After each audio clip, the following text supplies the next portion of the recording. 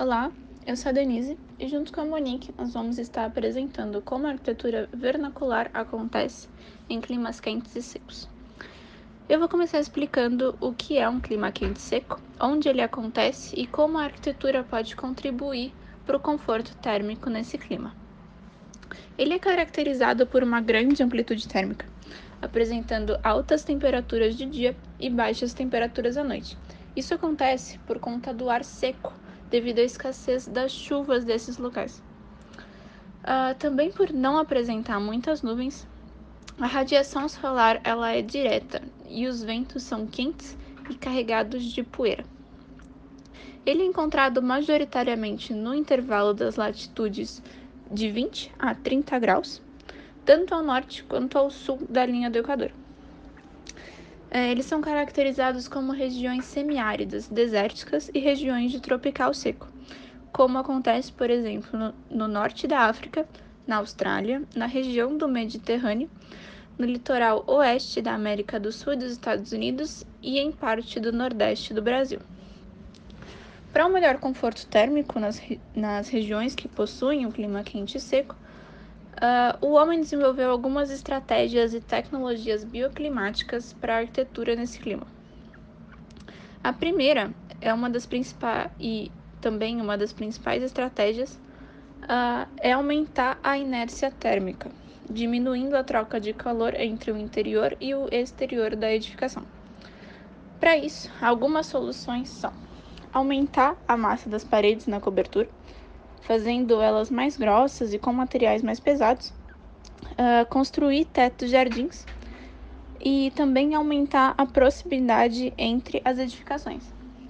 Isso faz com que a estrutura absorva grande parte do calor da radiação solar durante o dia, mantendo o interior fresco e durante a noite, quando as temperaturas baixam, ela libere esse calor, esquentando a edificação.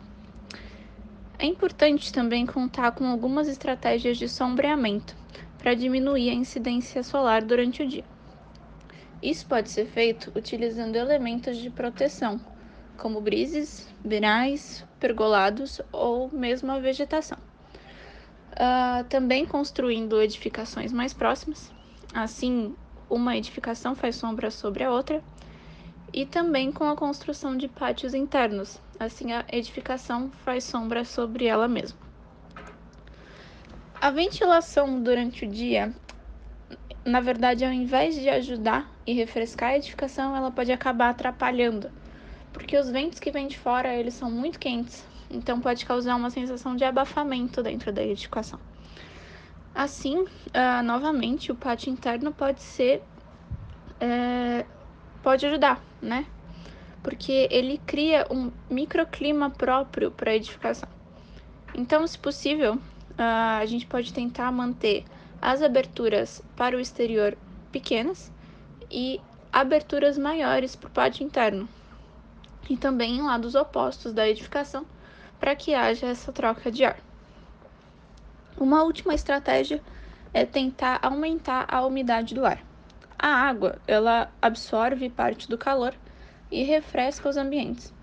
Assim, utilizando elementos com água, como fontes, espelhos d'água, vaporizadores e também a vegetação, pode-se aumentar o conforto térmico do local.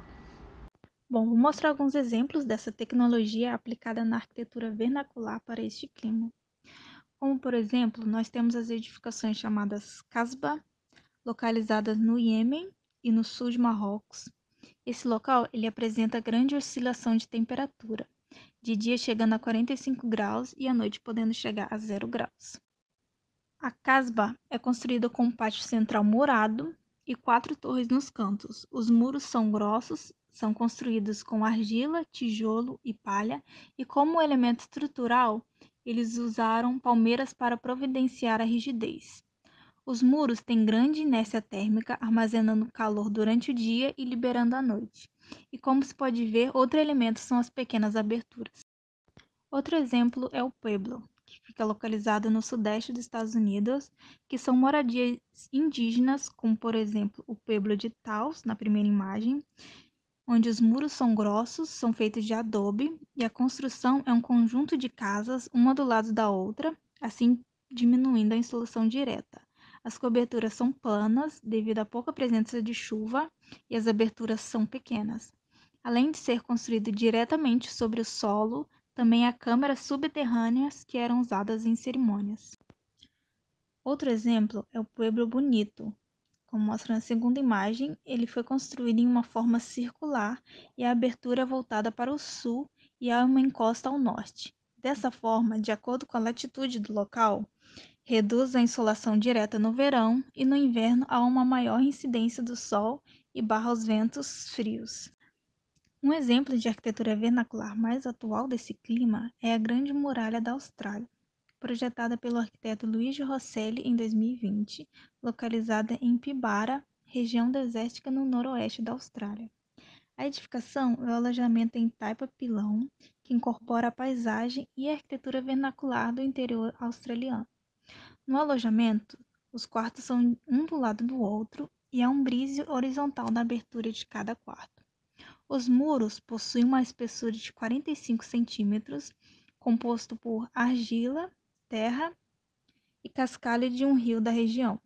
A cobertura possui uma laje de concreto coberta de plantas da região, formando assim um telhado verde. Bom, essas foram algumas das técnicas aplicadas que ajudam a melhorar o conforto térmico desse clima.